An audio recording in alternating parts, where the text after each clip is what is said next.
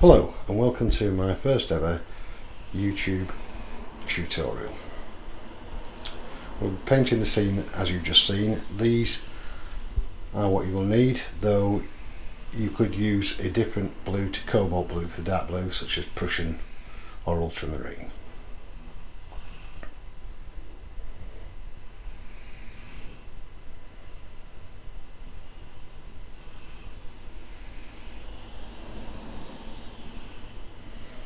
I'm using a plastic plate as I've got linseed oil in the bottom. It doesn't come clearly through on the video, and a 1.5 inch brush. I'm blending some Payne's Grey and some cobalt blue. They don't have to be blended totally. You want to see the two colours within the mix. So just grabbing a little bit to start the use of. The canvas is just a cheap one from the works, so it's very inexpensive. Start, we need to find our horizon, so I'm just putting a line about 1/3 of the way up the painting using the rule of thirds. Sorry to you non-smokers, but I always seem to be working with a cigarette in my mouth. So I'm just stating there the rough line. Doesn't have to be exact as long as it's looking fairly horizontal. Putting some more painting, now working on the sky. Be free with the brush, and plenty of oil on, but not too much as it runs, and just work with lots of freedom. Just getting in. This side at the left will be the darker side, the light will be coming from the right hand side, so I'm more intense on the left as I am on the right, and there's more blue going on the right hand side. That's me just getting some more linseed. I hadn't got enough on the plate.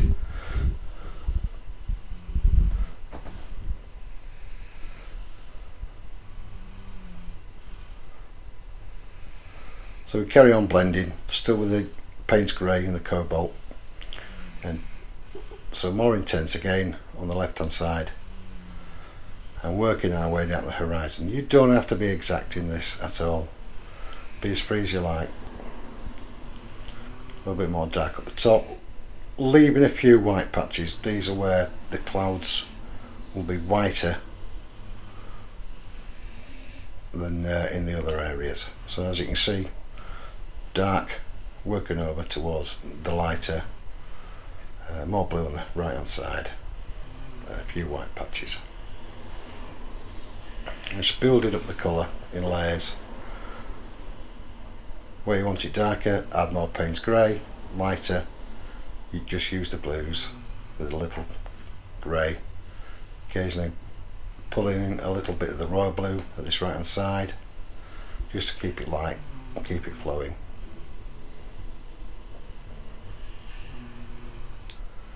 So it's very rough. We're just building the painting up in layers. I see. That was just a little drop because I had a little bit too much oil there, so it doesn't matter if you make these little mistakes. Everything can be rectified using oils. Now I'm putting in a little bit of foreground detail. This could be a road, could be a path, a stream slightly frozen, a dry stone wall. It doesn't really matter, we just need that foreground detail.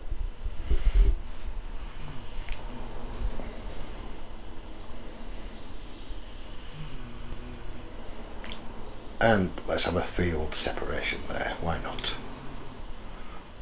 I might put some little trees, bushes, shrubs, just something to break the painting up.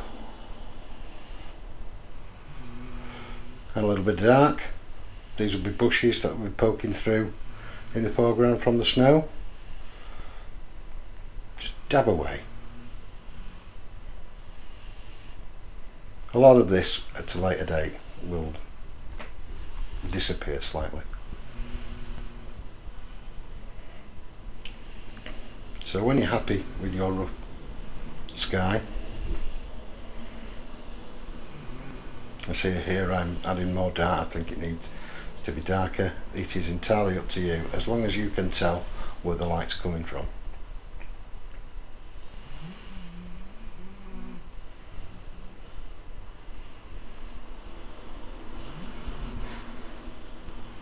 So just adding more, building up a little bit more layers.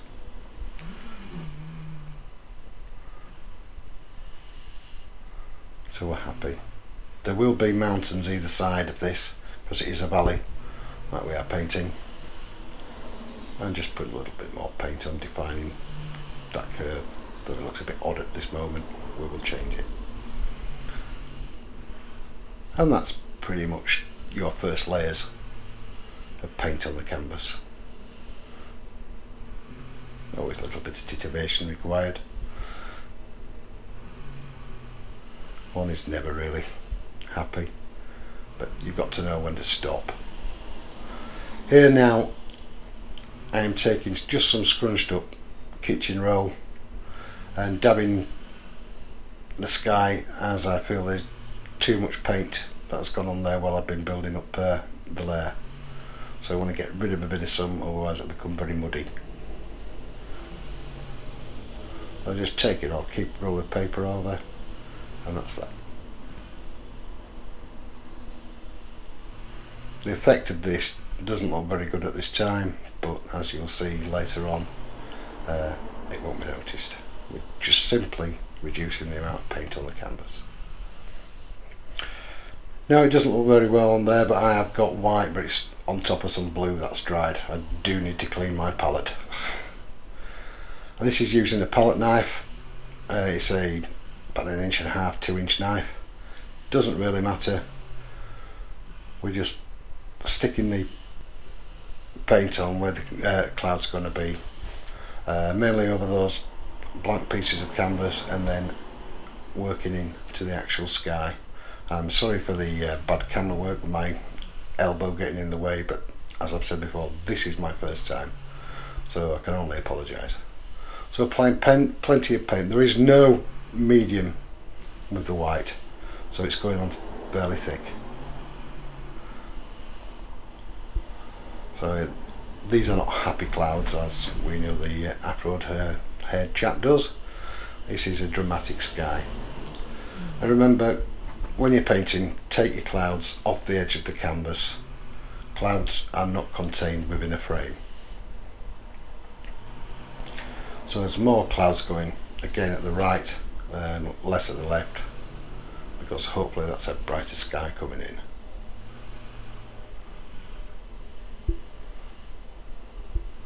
Well, this is very willy-nilly, haphazard. You don't have to be that accurate.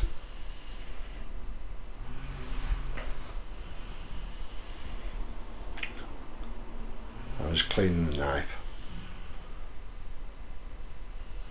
Constantly clean the knife when you're applying the white, otherwise you will bring too much of the other colour in where you don't want it.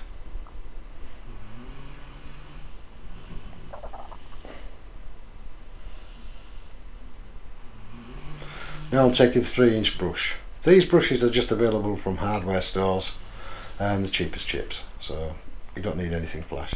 Now lightly with the tip fade the colours into each other, but keep taking off any excess paint off the edge of your brush. You're only flicking. Keep wiping it. It will blend the white in, blend the skies, and where we did the paper towel thing earlier, those marks will disappear.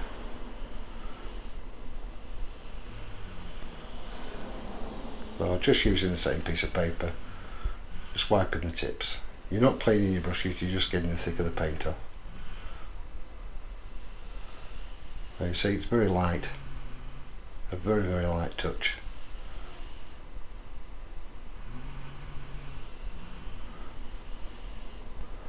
Possibly put too much white on at this stage, and we'll darken the sky down later on.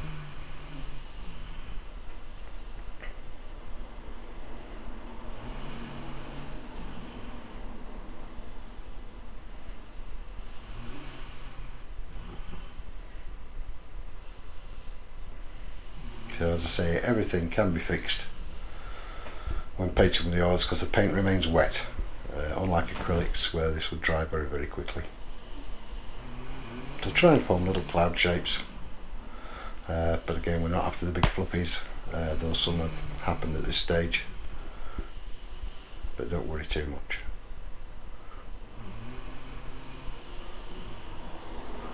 And I'm just actually wiping some of the paint on the snowy foreground, a little bit of underpainting. Oops, dropped my paper.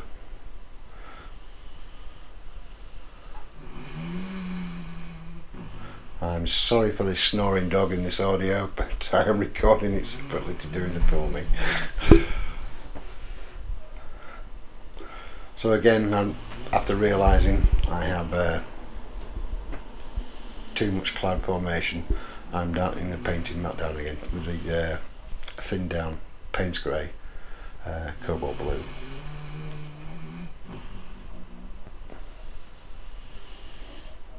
This is just going on lightly with the tip of the brush.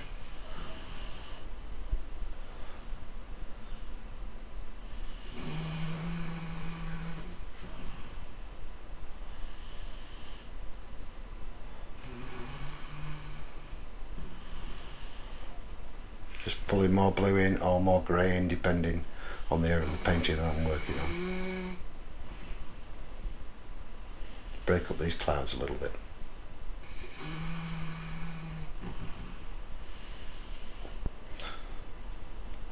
Not too worried about the clouds towards the bottom of the horizon, as they will be covered by the mountains, fells. Again, taking off the excess.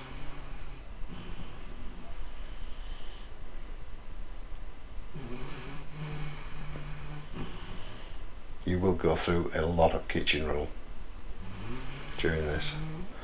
Actually, a better paper to use is the blue commercial rolls. They don't tear up as much and a lot easier to use, but I don't have any at the moment. What with COVID, I couldn't go out and get any. So about blending again. Keeping the brush as clean as I can.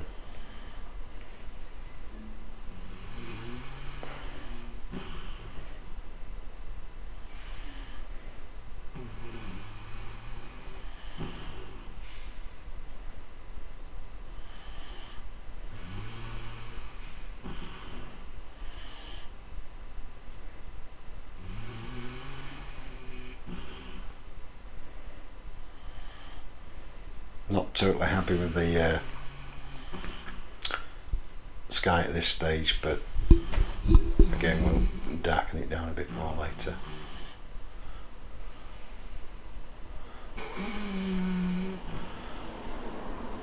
Unfortunately the white paint was a bit thick. We've been straight out the tube and I am working in a freezing cold attic with no heating in the middle of winter. Just wiping a little bit more of that bluey grey colour in the foreground. Serves two purposes: cleaning the brush and as an underpainting.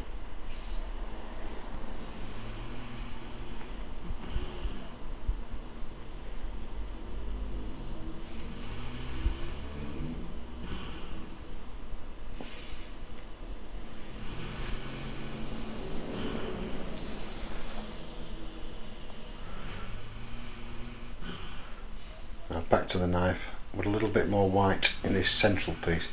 This will be the light coming from the distance when the hills go on.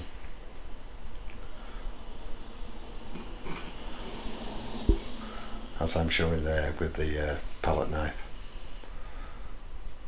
So that is a far distant feature and will become apparent later. Scraping off a little bit of excess white. I say paint's very thick as it's so cold up here. January in lockdown in an unheated attic. Not good. But hey ho, we do what we have to.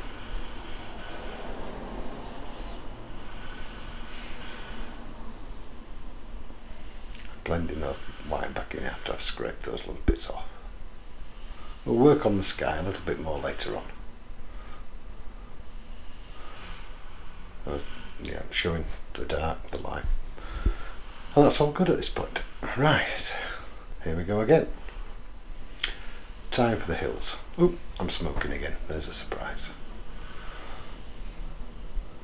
At the right hand side, the hill is more, it's just shallower in the foreground than what will be on the left.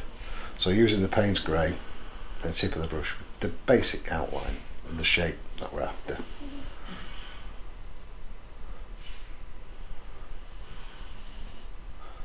So you don't have to be too accurate with this at all. You need some dark tones in there. You see how now that light sky that was there is slowly disappearing. So darker towards the bottom, as the hill would be, a little lighter going up.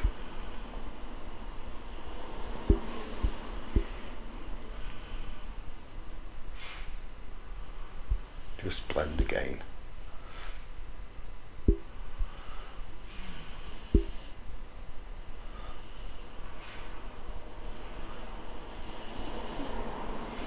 Once you're happy with the overall shape, that's what you're really trying to create. And just what I'm doing there is with the tips of the brush is indicating there is some woodland at the top of the hill.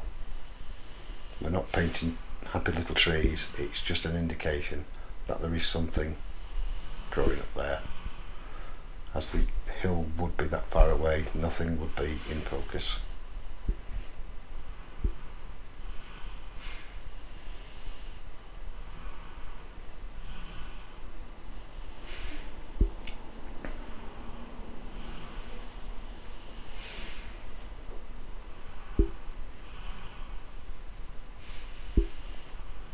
And putting in a slightly lighter colour because there is other hills in the distance behind this one.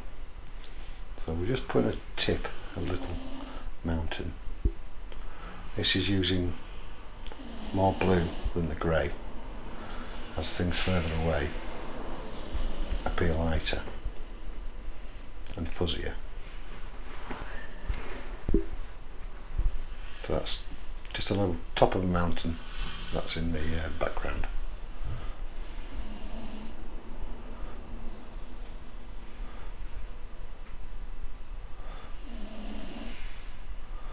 I'll turn to the left hand side. It's more Payne's Grey in this one than there is the blue. This is a more dramatic mountain. If you've ever been up to Lake District, you'll see this view in multiple places.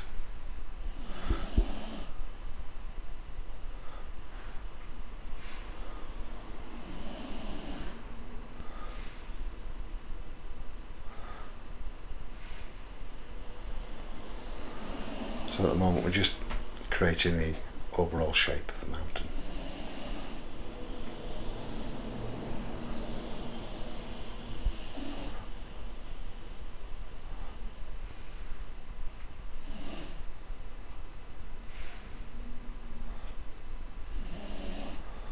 A little bit darker and maybe the odd line where there would be other ridges.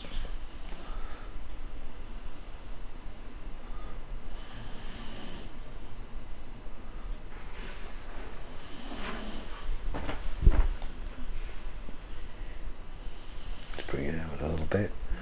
Also building up again a smaller mountain in the background. So bringing these down to almost meet each other.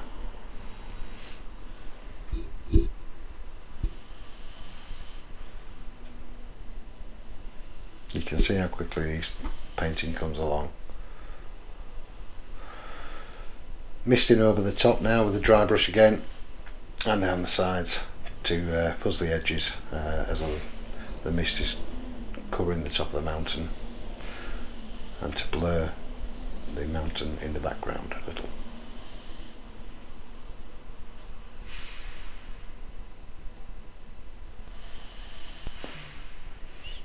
You don't want to over blend at this stage.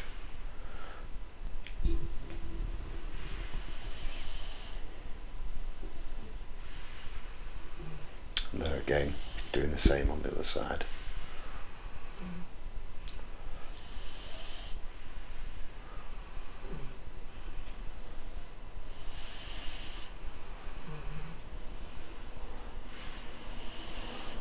And slowly working the two together to create the little valley at the bottom. Now you see why we put that little white at the bottom, which will create our distance.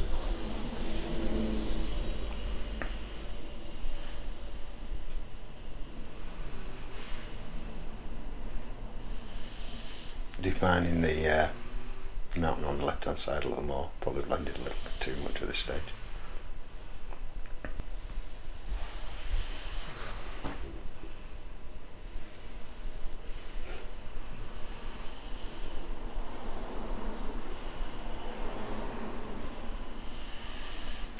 And just working with a slightly lighter colour on the mountain in the distance.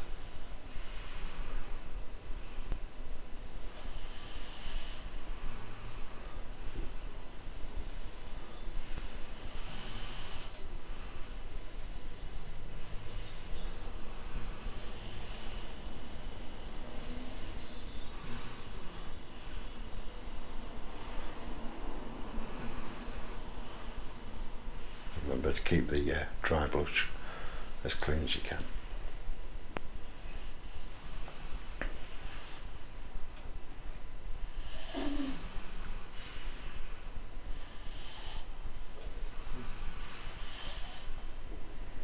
Back to the white.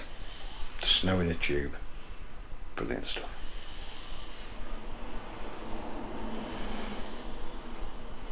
And just with the edge of the knife, putting streaks of snow.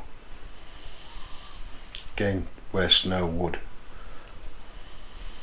cling to the mountains, it doesn't cling everywhere.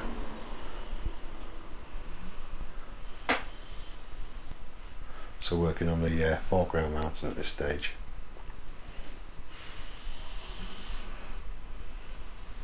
Defining the edge to separate it from the background.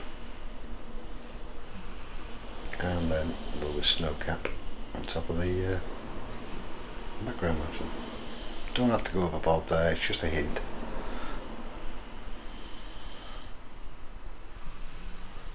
Again, I can only apologise for my elbow getting in the way.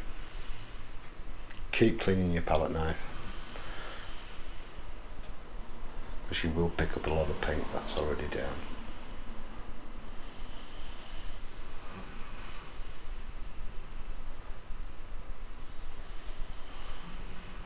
Wiping it on myself as usual.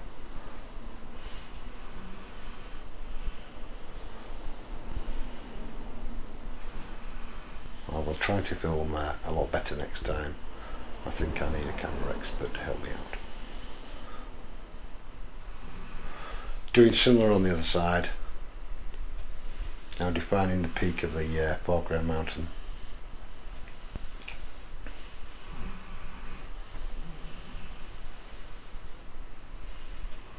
Just working in little streaks.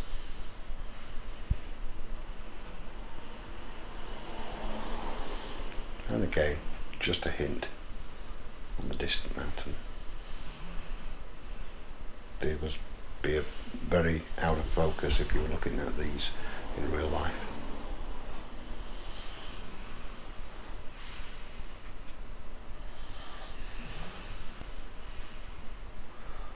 Bring the snow down into the valley.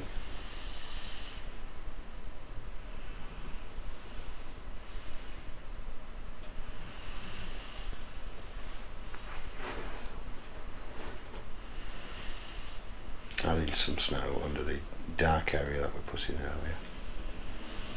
I'm glad I'm not doing this in one location. It is cold enough in this attic. So you can see how now it's starting to divide up the peaks and troughs within the mountain itself.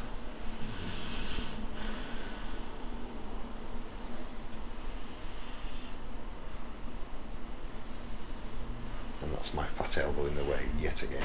I can only apologise again.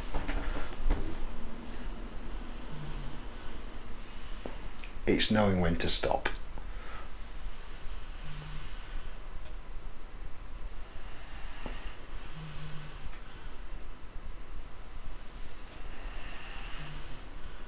you will go through a lot of white paint during this, so I'll go for the cheaper student quality rather than the artist quality white. Titanium white always works best, a lot better than zinc white.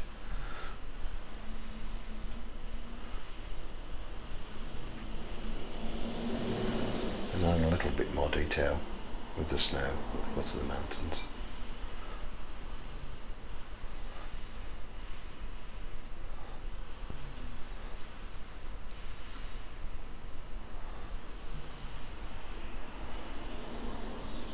And time to start working on the foreground. Just filling in some gaps roughly. So this would be a field behind that hedgerow wall.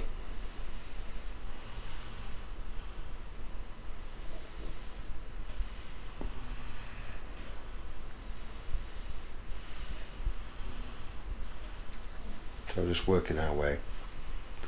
Now defining the road.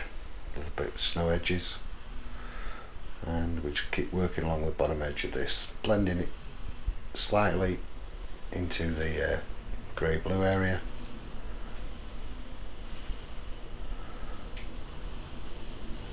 and working happily away.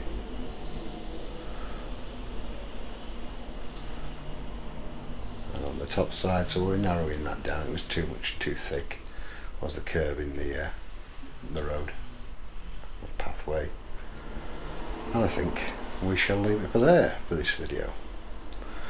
Well, I hope you've enjoyed it so far, and to see how to finish the painting, it will be continued in part 2. I hope you do join us, and I hope you've enjoyed watching this video. Thank you, and please give us a thumbs up. Thanks.